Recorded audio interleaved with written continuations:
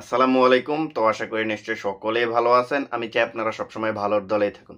তো champions league 2024-25 মৌসুমের প্রথম দিনের ম্যাচটা শেষ হলো, যেখানে একটা ম্যাচ কিন্তু রিয়াল মাদ্রিদও খেলেছে। ওইখানে কিন্তু রিয়াল মাদ্রিদ তাদের নিজেদের ঘরের মাঠ সান্তিয়াগো বার্নাবিউতে স্টুটগার্টকে হারিয়েছে 3-1 গোলে, যেখানে গোল করেছে কিলিয়ান এমবাপে, যেখানে গোল করেছে আন্তোনিও রুডিগার, যেখানে গোল করেছে ওয়ান্ডার বয় এনরিক। তো আজকে আমরা সেই ম্যাচটা নিয়ে কথা বলবো।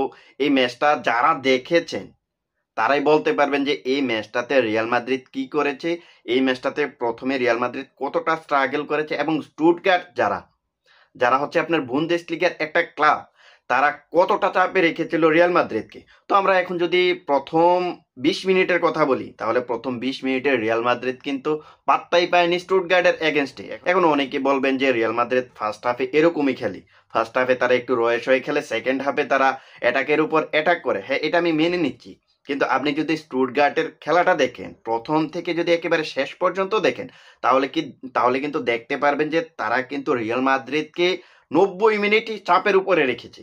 তারা কিন্তু এই ম্যাচটা ড্র করতে আসে নাই কিংবা হারতে আসে নাই। তারা কিন্তু এই ম্যাচটা, তাদের খেলা দেখে আমি বলতেছি, আমার মনে হচ্ছে যে এই ম্যাচটা তারা জিততেই হবে, তাদের ওই মনোভাব নিয়ে কিন্তু মাঠে নেমেছে, যদিও তারা 3-1 গোলে হেরে গিয়েছে। তো এখন আমরা যদি ম্যাচের প্রথম থেকে 15 মিনিটের কথাই বলি, তাহলে কিন্তু দেখতে পারবেন যে ওই মোমেন্টে রিয়াল মাদ্রিদকে চারটা ডেঞ্জারাস অ্যাটাকে শিকার হইতে হয়েছে। ওইখানে গোলবারে একজন থিবাউট কোর্তুয়া ছিলই বলে কিন্তু রিয়াল মাদ্রিদ বেঁচে গেছে। বারবার কিন্তু তিনি সেভ দিয়েছেন, ড্রাইভিং সেভ দিয়েছেন। আপনি যদি পুরো ম্যাচে তার স্টেজটা দেখেন, তাহলে কিন্তু দেখতে পারবেন যে ছয়টা সেভ দিয়েছে, যেখানে ড্রাইভিং সেভ ছিল 4টা। এরপরে ইনসাইড অফ দ্য বক্স থেকেই তিনি সেভ দিয়েছেন 3টা। তো এই ম্যাচটাতে আপনি বুঝতেই পারতেছেন, একজন কোর্তুয়া ছিল বলে রিয়াল মাদ্রিদ এই যাত্রায় বেঁচে গেছে। যখন রিয়াল মাদ্রিদকে একের পর এক সেভ দিয়ে বাঁচাইতেছে, তখনই আমি বুঝতে পারছি যে আসলে এই ম্যাচটা স্টুটগার্টের এগেনস্টেই যাইতেছে। তারা যতই ভালো খেলুক না কেন, সান্তিয়াগো বার্নাবেউতে তারা এই ম্যাচটা জিততে পারবে না। আর ঠিক সেটাই কিন্তু হয়েছে। তো আমরা যদি এখন ম্যাচের ফার্স্ট গোলটার কথা বলি, অর্থাৎ রিয়াল মাদ্রিদের ফার্স্ট গোলটার কথা বলি, তাহলে কিন্তু দেখতে পারবেন যে প্রথম হাফে কোনো গোল করতে না পারা রিয়াল মাদ্রিদ সেকেন্ড হাফে নেমে 46 মিনিটে একটা গোল করেছে, যে গোলটা কিন্তু এসেছে কিলিয়ান এমবাপের পা থেকে। কিলিয়ান এমবাপে রিয়াল মাদ্রিদ হয়ে চ্যাম্পিয়ন্স লিগের ফার্স্ট গোলটা করে ফেললেন। এই গোলটার মূল কারিগর কে? এই গোলটার মূল কারিগরই কিন্তু হচ্ছে চুয়েমিনি। এখন আপনি বলতে পারেন এই গোলটাতে তো অ্যাসিস্ট করেছে রদ্রিগো। অবশ্যই এই গোলটাতে অ্যাসিস্ট করেছে রদ্রিগো, কিন্তু চুয়েমিনি যে লফটেড পাসটা দিলেন, ওইখান থেকে রদ্রিগোর যে মুভমেন্টটা ছিল, ওই মুভমেন্টটা যে তিনি পিক করতে পেরেছেন, এটাই কিন্তু এই ম্যাচের একেবারে কুশল একটা মোমেন্ট। আপনি দেখবেন যে তিনি যখন একটা লফটেড পাস দিয়েছেন, তখন অপোনেন্টের ডিফেন্ডার একটা মিস্টেক করেছেন, তার পায়ে বলটা লাগে নাই, তাই বিদায় কিন্তু আপনার রদ্রিগো বলটা রিসিভ করেছেন। আর আপনারা তো জানেন, রদ্রিগো এমন সিচুয়েশনে যখন বল পান, তার যে স্পিড, ওই স্পিডের কাছে কিন্তু অপোনেন্টের ডিফেন্ডাররা পাত্তাই পায় না। তো তিনি বলটা পাওয়ার পরে অসাধারণভাবে আপনার রাইট উইংস দিয়ে একটা রান মেক করলেন, বলটা ক্যারি প্রোগ্রেস করে ওইখানে ডি বক্সে ঢুকে গেলেন। আর তিনি কিন্তু চাইলে এখান থেকে শুট নিতে পারতেন, কিন্তু তিনি দেখলেন যে ডি বক্সের ভিতরে কিলিয়ান এমবাপে একেবারে ফাঁকা স্পেসে আছে।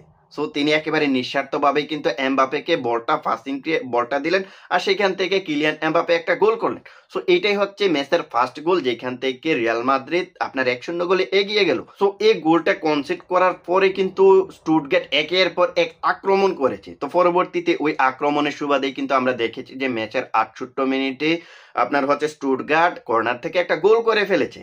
সো এই গোলটার পরে রিয়াল মাদ্রিদও কিন্তু তাদের আক্রমণের ধারটা বাড়িয়ে দিয়েছে, যার ফলশ্রুতিতে ম্যাচের 83 মিনিটে আন্তোনিও রুডিগার্ডের একটা হেডার গোলের কারণে কিন্তু রিয়াল মাদ্রিদ আবারও ম্যাচে ফিরে। ওই মুহূর্তে যখন রিয়াল মাদ্রিদ এগিয়ে গেলেন, তখন কিন্তু বলাই যায় যে সান্তিয়াগো বার্নাব্যুতে এই ম্যাচটা রিয়াল মাদ্রিদ জিততে চলেছে। যেইখানে আপনি সান্তিয়াগো বার্নাব্যুতে এমন মোমেন্টে রিয়াল মাদ্রিদকে এগিয়ে থাকতে দেখবেন, তখন কিন্তু আপনি ধরেই নেবেন যে এই ম্যাচটা রিয়াল মাদ্রিদ জিতবে। সো এই গোলটার পরেও কিন্তু স্টুটগার্ট একের পর এক আক্রমণ করেছিলেন, বাট পরবর্তীতে 80 মিনিটে সাবস্টিটিউট হিসেবে নামা এনরিক কিন্তু একটা গোল করেছিলেন ম্যাচের 95 মিনিটে। অতিরিক্ত 5 মিনিট যেটা পেয়েছিলেন, ওই 5 মিনিটে কিন্তু এনরিক একটা গোল করেছিলেন। তো এই গোলটা কিভাবে এসেছে? এই গোলটা কিন্তু এসেছে একটা কাউন্টার অ্যাটাকে, যেখানে আমরা দেখেছি যে দানি কারবাহাল এনরিককে ফাঁকা স্পেসে বলটা দিলেন, আর ওইখান থেকে মিডফিল্ড থেকে দৌড়ে এনরিক হচ্ছে আপনার চলে গেলেন অপোনেন্টের ডি বক্সের একটু উপরে। এটাকে আপনি সেন্ট্রাল জোন বলতে পারেন। ওইখান থেকে কিন্তু একটা ডিপিং শটে গোল করেছেন। যে শটটা নিয়েছেন ওটা অতটা জোরালো ছিল না, বাট ওই যে ডিপিং শটটা হয়েছিল ওই ডিপিং শটের কারণে কিন্তু এই বলটা আপনার অপোনেন্টের গোলকিপার ধরতে পারেনি। কারণ বলটা যদি ডিপিং শট না হয়ে যদি তার হাতে আসতো সরাসরি, তাহলে কিন্তু তিনি ফিরাইতে পারতেন। গোলকিপারের হাতের একটু সামনে এসে বলটা আপনার বাউন্স করেছে, ড্রপ করেছে, আর ওই ড্রপের কারণে কিন্তু এই গোলটা হয়ে গেছে। সো এই গোলটার পরেই কিন্তু এনরিক তার রিয়াল মাদ্রিদ ক্যারিয়ারের চ্যাম্পিয়ন্স লিগের ফার্স্ট ম্যাচটা খেলতে নেমেই তিনি গোলের দেখা পেলেন। সো এটাই কিন্তু হচ্ছে ম্যাচের কিছু ক্রুশাল মোমেন্ট।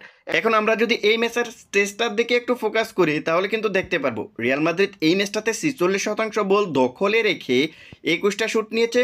আর এই 21টা শুটের মধ্যে তাদের অন টার্গেট ছিল 8টা, আর এই 8টা অন টার্গেট থেকে 3টা গোল পেয়েছে। অপরদিকে আপনি যদি স্টুটগার্টের দিকে তাকান, তাহলে দেখতে পারবেন 54% তারা বল দখলে রেখেছিল, যেখানে তারা 18টা শুট নিয়েছে।